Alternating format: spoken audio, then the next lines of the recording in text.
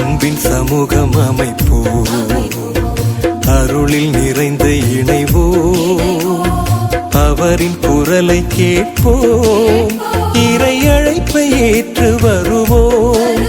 நிறை வளங்கள் வழங்கும் பலி, வலிமை பெருகும் பலி, மனிதம் மகிழும் பலி, எழுவோம் தொழுவோம். வளங்கள் வழங்கும் பலி, வலிமை பெருகும் பலி, மனிதம் மகிழும் பலி, எழுவோம் தொழுவோம். இறைவன் அழைக்கும் நல் பலி இதுவே, இனிதாய் கலந்திடுவோம்.